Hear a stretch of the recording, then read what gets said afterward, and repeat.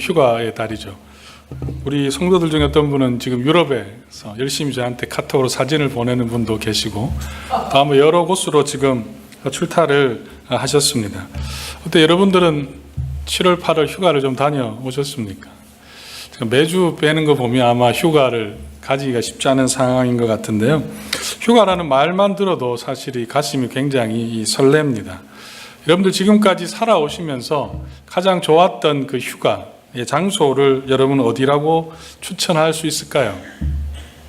저는 지금까지 교회를 섬기면서 제가 전도사 시절을 제외하고는 항상 9박 10일의 휴가를 교회에서 주었습니다. 지금 생각해 보면 왜 그런 생각했는지 좀 이해는 안 되지만, 교회에서 휴가를 받으면 10일 동안에 교회를 오면 안 된다, 집으로 오면 안 된다고 생각했어요. 그래서 항상 휴가를 짜면 9박 10일 일정, 휴가를 가는 시작되는 그날부터 집을 떠나서 마지막 날 돌아와야 된다고 이상한 생각을 좀 했습니다. 그래서 휴가를 가기 한 2, 3주 전부터 이제 계획을 짜는 거죠. 제가 많은 것을 다니지 않았지만, 제가 지금 지난 휴가들을 쭉 돌아보면서 가장 무모하면서도 좋았던 휴가의 장소가 하나 있습니다. 캐나다 로키 산맥에 있는 그 밴프와 자스퍼를 갔던 제가 정확하게 기억은 못 하겠는데요. 그때가 제일 저에게는 가장 참 좋았다라는 생각을 좀 하게 되었어요. 일정은 이렇습니다. 굉장히 무모했습니다. LA에서 차로 출발합니다. 차로 출발해서 지나가는 주가 6개의 스테이트를 지나가요. 가는 길만 2박 3일입니다.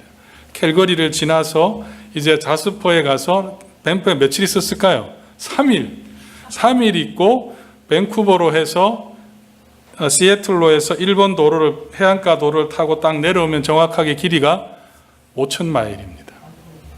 하루에 몇 마일을 제가 달렸겠습니까? 500마일 이상을 달린 거예요. 가만히 생각해보면 참 지금 다시 하라고 하면 제가 다시는 못할 것 같습니다. 왜냐하면 목적지를 그 밴프에서는 제가 딱 3일 있었습니다. 나머지 시간들은 그냥 길에서 시간을 다 보낸 것이죠. 그렇게 휴가를 마치고 돌아오면 제 입에서 첫 마디는 이겁니다. 역시 집이 최고다. 집이 최고다. 낡은 침대와 그 소파가 얼마나 편한지 모르겠어요. 그리고 또 어떤 마음이 드냐. 두 번째는 제 마음이 피곤하다라는 마음이죠. 저희 휴가는 거의 이런 패턴입니다. 주로 캠핑을 많이 다녔었는데요. 지금까지 한 번도 휴가를 가면 잘 쉬고 왔다, 그런 생각이 든 적이 거의 없습니다. 이상하게 휴가 갔다 오면 더 피곤해요. 여러분도 그렇지 않으세요? 더 피곤하고 그 다음 생각이 어떻게 하면 내가 쉴 수 있을까? 그 생각을 하게 되는 거죠. 후유증이 있다는 겁니다. 여러분들은 지금까지 휴가를 다녀오시면서 잘 쉬었다라고 생각을 하신 적이 몇 번이나 있습니까? 아니면 정말 피곤하다, 정말 쉬고 싶다, 그런 마음이 든 적이 많으셨나요? 참 아이러니죠. 아이러니.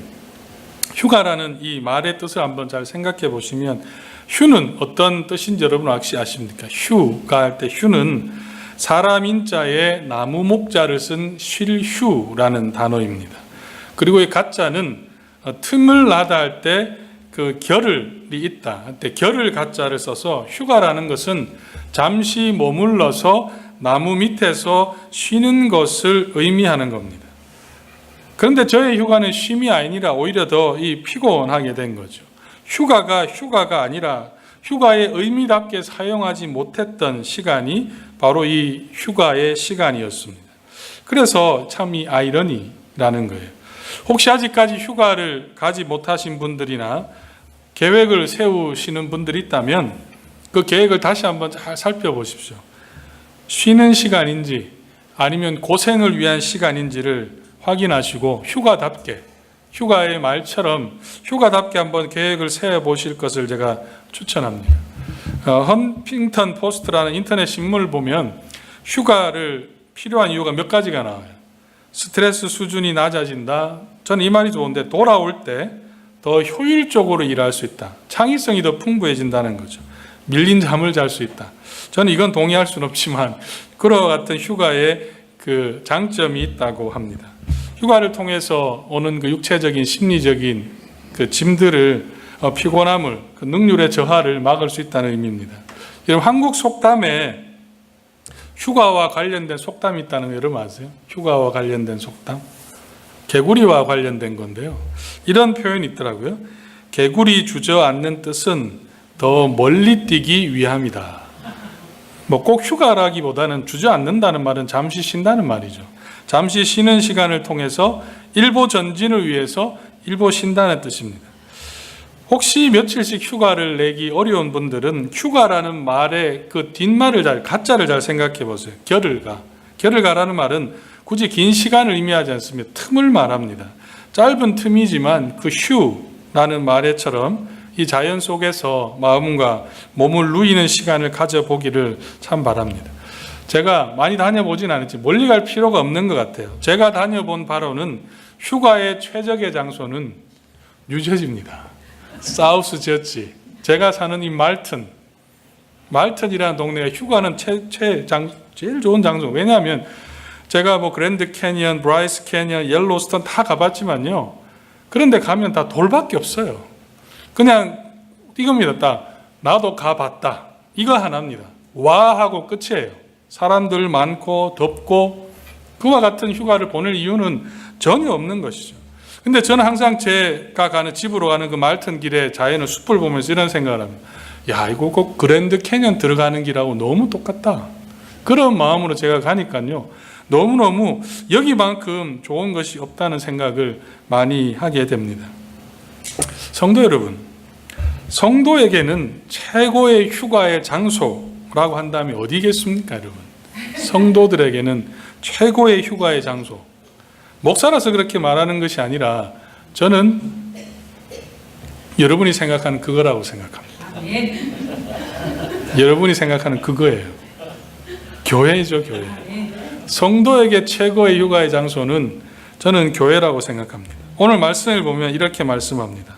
수고하고 무거운 짐진 자들아 다 내게로 오라. 내가 너희를 쉬게 하리라. 여기서 이 쉼이라는 것은 이 안식을 의미하죠. 주님께 나아오는 자들에게 하나님께서 쉼을 주시겠다. 우리가 여러분 국립공원과 좋은 곳을 가는 이유도 결국은 쉼입니다. 안식입니다. 그런데 이 말씀을 보면 주님께서 이 땅에 오신 목적도 우리에게 바로 이 쉼을 주시겠다. 안식을 주시겠다는 것으로 오고 있는 겁니다. 무거운 짐을 지고 살아가는 자들에게 쉼을 주신다는 거죠. 그 주님께 나아오는 곳이 어디입니까? 교회입니다. 교회. 오늘 아침에 제가 예배 들어오기 직전에 전화를 한 통 받았어요. 46분에 전화를 받았습니다. 그리고 저에게 하는 말이 목사님 제가 팰리세이드 팍에 사는데요. 우리 앞에 있는 교회가 이단인지 아닌지 모르겠어요. 팰리세이드 팍에 사시는 분이 어떻게 남부 뉴저지에 사는 저에게 전화를 와서 그 교회가 어떤 교회인지 알아봐 달라는 겁니다. 시간은 이제 들어와야 되는 시간이고 한국에서 온 지 얼마 안 된 거예요. 그러면 저에게 하는 말이 저는 사실 그쪽을 잘 모르잖아요. 저는 죄송합니다만 그 지역을 잘 모르겠습니다. 근데 그분이 이런 이야기를 저한테 목사님 제가 한국에서 얼마 오지 안 됐는데 교회를 안 가면 안 되잖아요. 주의를 범할 수 없지 않습니까? 그 얘기를 하는데 참 마음이 참 짠하더라고요. 그러면 제가 다시 짧은 그 주변에 있는 교회 이름 다 한번 대보세요. 소망교회가 딱 나오더라고요. 제가 인터넷이나 소망교회를 찾아서 보니 그분이 뭐 통합 쪽 출신이라고 그래서 여기는 괜찮겠습니다. 그 교회로 차도 없다고 하니까 가십시오. 그렇게 제가 권면을 해드렸습니다. 왜 그런 마음이 들겠습니까? 결국은 쉼을 누릴 수가 없는 거죠. 교회를 가지 못하면 그 마음의 부담감이 정상적인 성도라면 그 마음의 부담이 가지게 된다는 것을 저는 그분을 통해서 다시 한번 확인하게 되었습니다. 주님을 만나는 최고의 장소는 교회입니다. 쉼이 있고 안식이 있습니다. 그런데 현실은 좀 다른 것 같아요. 우리가 경험하는 이 현실은 여러분들은 교회 오시면서 내 영혼이 오늘도 쉬러 가는구나. 예배를 마치고 집으로 돌아갈 때 오늘 내가 안식을 누렸다라는 생각이 드십니까? 지금까지 저의 경험과 성도님들의 대화를 제가 들어보면 주일에 와서 예배를 드리고 나서 오늘 참 쉬었다라는 이런 표현, 이런 마음을 가지고 가는 분들은 사실 제가 많이 보지 못했습니다. 오히려 헌신된 성도일수록 주일에 더 피곤하다는 거예요. 제가 아는 어느 분이 장로님이 되셨는데요. 그 교회는 장로가 되면 여러 부서가, 교인이 한 500명 되는 여러 부서가 있어요. 그 중에 장로가 되면 처음 맡은 부서가 봉사팀을 맡습니다. 봉사팀 뭐 하느냐? 주일날 밥을 하는 역할을 하는 거예요. 그래서 이 주일날 밥을 하려면 몇 시에 오냐면 새벽 5시에 교회를 와야 돼요. 팀원들과 같이 와서 밥을 하고 반찬을 준비합니다. 그리고 예배가 끝나면 빨리 예배를 들고 내려와서 밥을 배식을 하고 나중에는 설거지를 하죠. 그리고 이 펠로우십룸을 청소를 하는 거예요. 그러니까 너무너무 피곤하다는 거예요. 저한테 이런 말, 목사님, 내가 이민 생활 다시 하는 것 같다고. 주일날 새벽 5시에 와서 그 일을 하는 거예요. 또 토요일도 밥을 줬습니다. 몇 시에 와야 되겠습니까? 4시 반이면 교회 와서 밥을 하고 반찬을 준비하고, 항상 이 옷에는 음식 냄새가 계속 배어 있어요. 주일마다. 1년을 해야 되는 겁니다. 1년을. 그래서 막 이 푸념을 하고 있으니까 그 옆에 있던 한 고참 장로님이, 장로님 그 정도는 괜찮은 거예요. 그런 이야기. 자기가 봉사팀을 할 때는 교회를 렌트할 때였습니다. 교회를 렌트하니까 펠로우십에 의자를 폈다 접었다 하는 거예요. 그 주일마다 와서 의자 펴고 테이블 펴고 셋업하고 음식 준비하고 또 예배 끝나고 하면 의자 접고 테이블 접고 청소하고 그렇게 가야 되는 거예요. 그 집에 가면 완전히 이 녹초가 되는 거죠. 그렇게 말씀하시면서 그 정도는 아무것도 아니니까 기쁘게 하라, 이렇게 말씀을 하셨습니다. 그 소리를 제가 이렇게 듣고 또 우리 교회 상황들을 보면 여러분도 그런 경험 있지 않으세요? 처음에 이 신앙생활을 할 때는 교회 가는 것이 그렇게 즐거운데 예배도 하고 식당도 섬기고 찬양도 연습하고, 다행히 오후 예배가 없어서 우리가 일찍 가긴 하지만 특별히 넷째 주 오늘 같은 구역 모임이 겹치면 집에 가서 쉬는 것도 아니에요. 가자마자 옷 갈아입어야 되고 또 음식 구역 모임을 하게 되는 집 음식을 준비해야 되고 쉴 틈도 없습니다. 청소해야 되죠. 일주일에 하루 딱 쉬는 날, 주일이 쉬기보다는 오히려 더 피곤하게 된다는 것이 제일 바쁜 날이 어쩌면 우리가 경험하는 그 현실입니다. 아마 그래서 많은 분들이 그런 생각하는 것 같아요. 빨리 마치고 집에 가고 싶다. 그래서 요즘은 교회마다 주일 오후에 모임하는 것이 점점 힘들어지고 있다고 합니다. 왜 이런 일들이 반복이 될까? 왜 주님께서는 주님께 오시는 자에게 안식, 쉼을 주신다고 말씀하셨는데 오히려 주일이 나에게는 더 피곤하고 힘든지 모르겠다는 겁니다. 지금 여러분의 표정을 보면 벌써 피곤하신 분들이 계시는 것 같아요. 왜 이렇게 피곤할까? 이 약속이 현실과 이상은 좀 다르다는 생각을 하게 되죠. 여러분 어떻습니까? 교회를 마치고 가면 오늘 내가 안식을 누렸다. 사람들과 만난 후에 집에 돌아가면 참 기쁨이 여러분 마음속에 샘솟나요? 아니면 주일에 일어나자마자 벌써 주일이네. 집에서 정말 쉬고 싶다. 이런 마음으로 교회에 겨우겨우 나오고 있습니까? 지금까지 여러분 신앙생활 하면서 내가 주일에 정말 잘 쉬었다, 기쁘다, 그런 마음으로 신앙생활을 했던 마지막 순간이 언제였습니까? 이런 현실의 갭, 그걸 우리는 어떻게 해석해야 되겠습니까? 왜 이런 일들이 일어날까요? 저는 오늘 말씀을 통해 이유를 한번 생각해 보고 싶은데요. 오늘 말씀을 우리 다 같이 진정한 안식을 누리는 마음으로 같이 한번 28절만 한번 읽어보겠습니다. 오늘 말씀 28절만 같이 한번 읽어볼까요? 시작. 수고하고 무거운 짐진 자들아 다 내게로 오라. 내가 너희를 쉬게 하리라. 목소리 힘이 없는 거 보면 아직도 그 피곤하면서 벗어나지 못하신 것 같아요. 수고하고 무거운 짐진 자들아 다 내게로 오라. 내가 너희의 마음에 쉬게 하리라. 이 말씀에 여러분 쉼과 우리의 현실 속의 그 피곤함의 그 차이를 이유를 여러분 생각해 보신다면 어떤 생각을 좀 할 수 있을까요? 제가 이 말씀을 읽으면서 계속해서 묵상하면서록 조금 다른 의미를 좀 찾게 됩니다. 이 말씀에서 28절의 한 구절을 보면 내가 너희를 쉬게 하겠다. 안식을 준다는 말은 중요한 것은 누구에게 하시는 말씀이냐를 알아야 되는 거죠. 누구에게 이 약속을 주셨습니까? 수고하고 무거운 짐진 자, 수고하고 무거운 짐진 자들에게 주시는 것이 바로 이 안식이라는 겁니다. 다시 말하면 이 말씀에서 안식을 알기 위해서는 먼저 뭘 알아야 되냐면 수고하고 무거운 짐을 졌다는 그 말의 의미를 우리는 알아야 된다는 겁니다. 여러분, 이 말이 매일 일상의 그 반복되어지는 일 속에서 주는 그 짐을 의미하겠습니까? 제가 동부에 와서 보니 여기에 계신 분들은 훨씬 굉장히 빡빡하게 산다는 생각을 참 많이 하게 돼요. 짜여진 시간, 공간, 물론 육체적인 중노동은 아니다 할지라도 그 짜여진 시간 속에서 새벽부터 저녁까지 가게를 지키는 일을 해야 되는 거죠. 또 제가 아는 어떤 분들은 이 직장에서 에어컨도 없이 얼마나 더웠습니까? 에어컨도 없이 일을 하는 분도 있다는 것을 알게 되었습니다. 또 요즘 비즈니스의 경쟁이 심해져서 주일에는 예배 드리는 조차도 참 드릴 수 없는 그 타이트한 상황들이 계속해서 여기는 참 반복되는 것 같아요. 제가 초반에 긴 휴가를 말씀드렸지만 아마 여러분 생각에는 참 목사는 편하다. 9박 10일이나 휴가를 가질 수 있으니 얼마나 편하냐. 그런 생각하시는 분도 있을지 모르겠습니다. 돈이 없는데 9박 10일이 무슨 의미가 있습니까? 그런 생각을 하실 수도 있어요.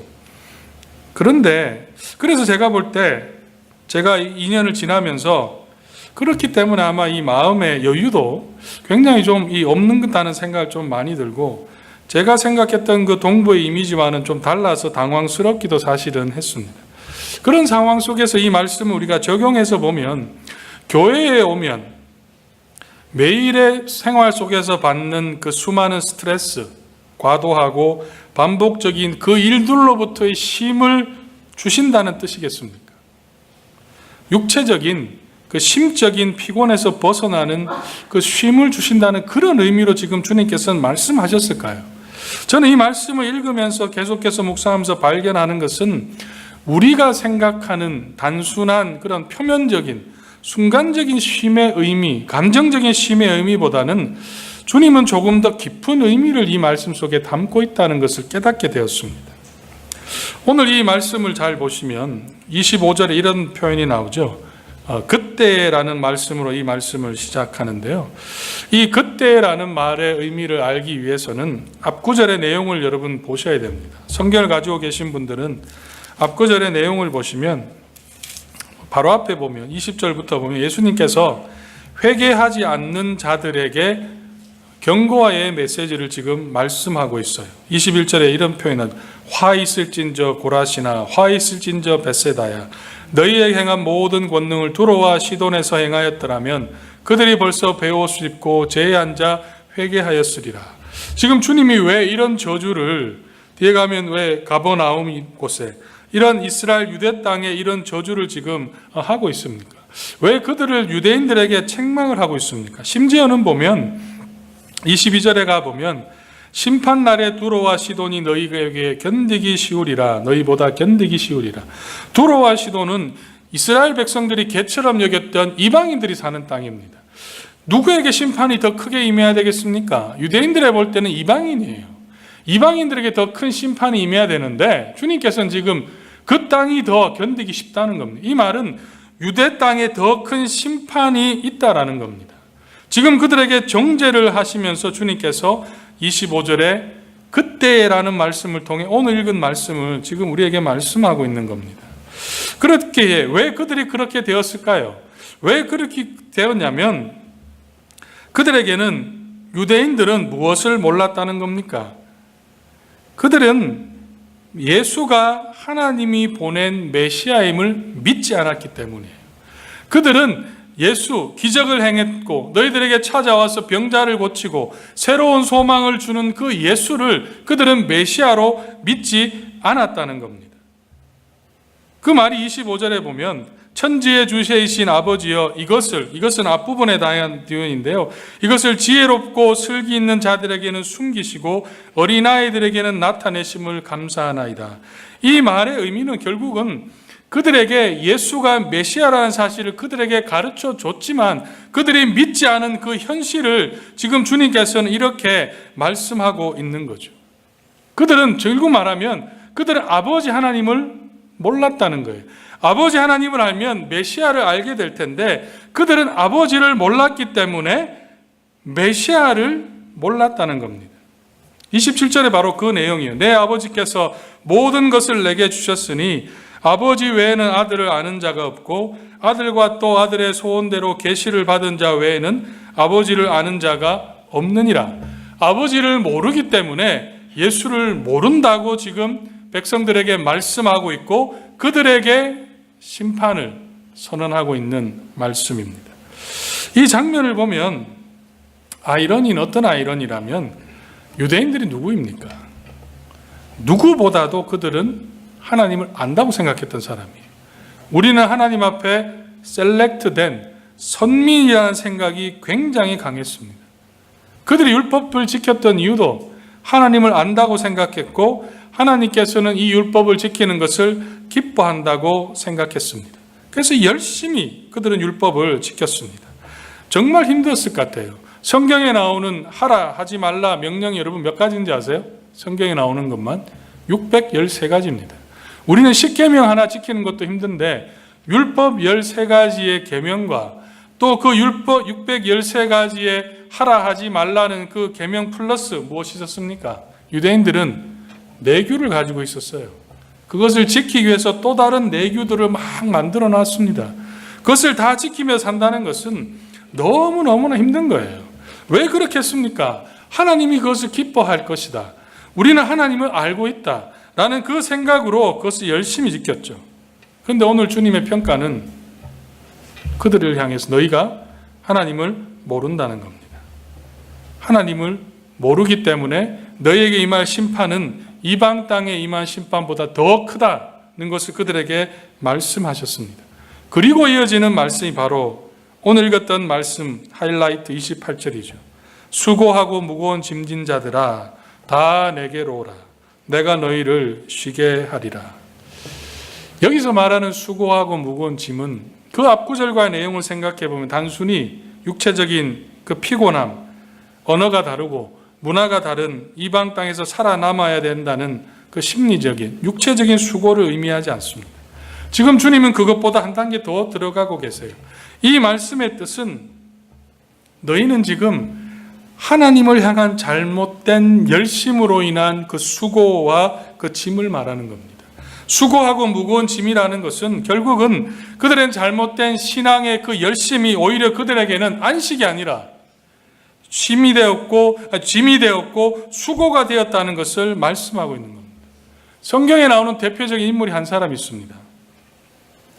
제가 아마 몇 주 전에 설교했던 예수님을 찾아온 그 부자 청년을 한번 잘 생각해 보세요. 그 부자 청년은 예수님이 말씀하신 그 율법을 참 잘 지켰어요. 그런데 그 부자 청년은 무엇을 가지고 주님 앞에 나왔습니까? 무엇을 해야 영생을 얻습니까? 다 지켰어요. 다 지켰는데 영생에 대한 질문을 했다는 것은 결국은 그 마음에는 불안함이 있었다는 것이고 불안함이 있다는 것은 그 마음에 안식이 없다는 거예요. 평화가 없다는 겁니다. 샬롬의 축복이 없었기 때문에 이 사람은 밤이라도 예수를 찾아왔던 것이죠. 이 청년의 모습과 예수님께서 안타깝게 여겼던 유대인들의 모습, 우리들의 모습을 비교해 보면 여러분들은 신앙생활 속에서 믿음을 가진 후에 여러분들은 이 자유를 누리고 있습니까? 아니면 점점 속박되고 느끼고 있습니까? 하라, 하지 말라는 그 명령이 왜 이렇게 귀찮게 여러분 다가오고 있지는 않습니까? 새벽 기도를 나오고 주일에 교회를 나오고 교회를 섬기는 것이 믿음으로 살아가는 것이 점점 힘들고 짐이 되고 있습니까? 왜 그럴까요? 저는 28절에 그 답을 주고 있다고 생각합니다. 28절에 수고하고 무거운 짐진 자들아, 저는 그 다음에 나오는 이 단어가 우리에게 필요합니다. 다 내게로 오라. 다 내게로 오라. 내게로 올 때 내가 너희를 쉬게 하리라. 이 말씀이 어떤 의미겠습니까? 우리의 문제는 주님께로 가려고 하지 않기 때문입니다. 참된 자유를 주시는 주님을 알아야 되는데 우리는 신앙생활의 모든 노력들이 점점 주님과 멀어지고 있어요. 계명을 지키는 것으로, 기도하는 것으로, 말씀을 읽는 것도 바로 주님께 가기 위함인데 우리는 어느 순간부터 이 주님을 놓쳐버렸다는 말입니다. 신앙생활 속에서 이 주님을 놓쳐버렸기 때문에 오히려 나는 쉼을 누리고 싶지만 제일 중요한 것이 빠졌기 때문에 오히려 나에게는 더 짐이 되는 거예요. 주님의 손을 잡고 신앙생활을 해야 되는데 우리는 그 주님의 손을 잡기보다는 사람들의 손을 잡으려고 하고 교회의 전통의 손을 잡으려고 하고 내 지식과 경험의 손을 잡으려고 신앙생활을 하기 때문에 우리는 더 피곤해지는 것이라는 말씀입니다. 여러분 자신을 한번 잘 살펴보세요. 왜 우리가 교회를 섬기는 것이 일로 다가옵니까? 말씀에 순종하는 것이 왜 의무로 보여지는 겁니까? 여러분 속에 그리스도가 있습니까?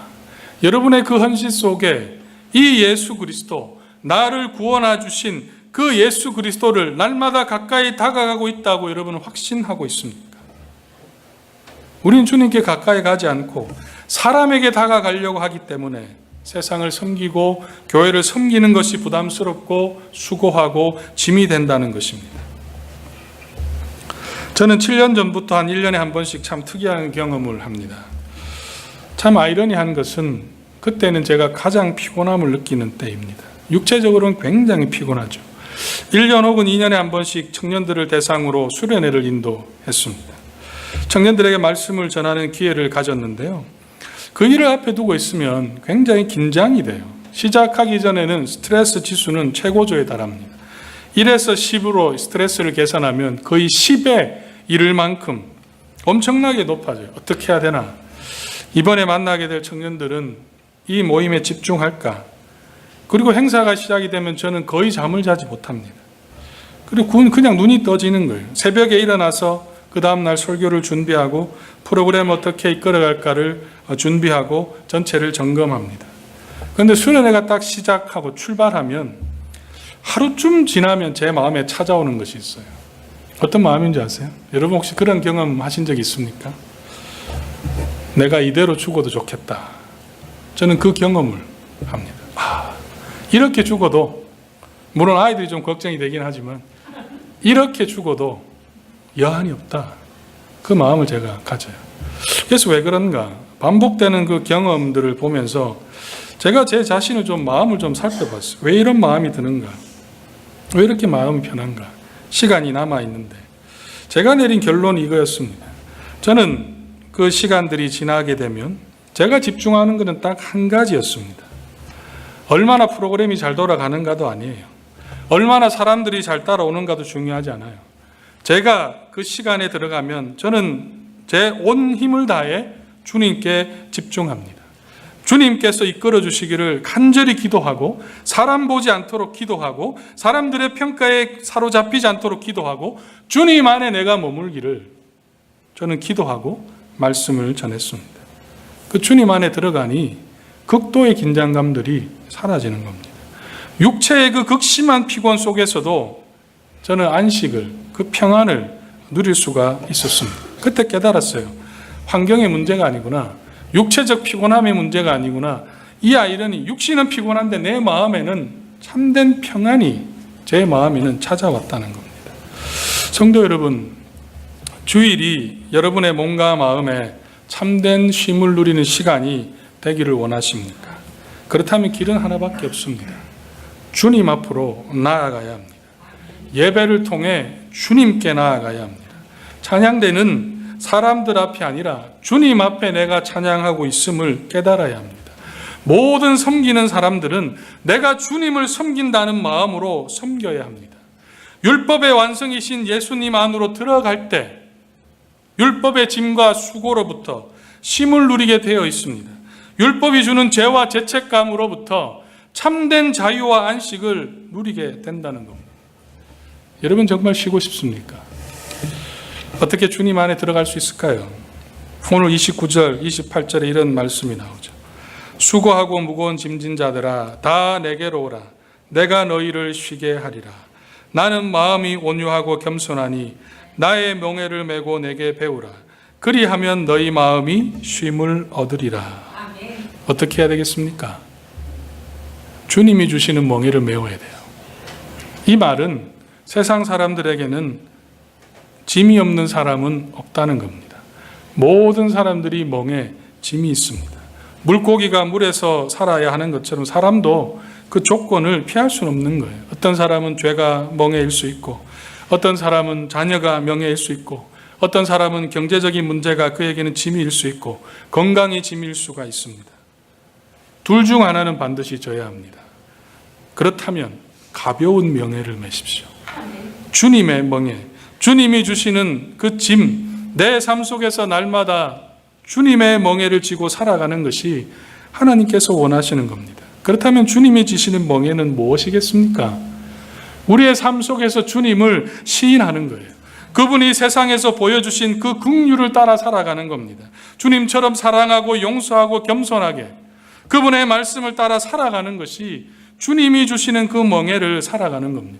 원망과 원한과 불평하는 마음보다는 용서하는 마음을 갖는 것이 더 쉬운 명예라는 것이죠. 멀리서 쉼을 찾지 마십시오. 멀리 간다고 쉼이 오는 것이 아니라 주님 안에 우리가 들어갈 때, 주님이 주시는 그 쉬운 명예를 우리가 질 때 참된 쉼이, 참된 안식을 주님은 주시는 겁니다. 멀리서 안식을 찾지 마십시오. 돈과 물질을 헛되이 낭비하지 마십시오. 주님이, 이곳에 계시는 주님만이 우리에게 참된 자유와 안식과 평안을 주시는 분이십니다. 기도하겠습니다.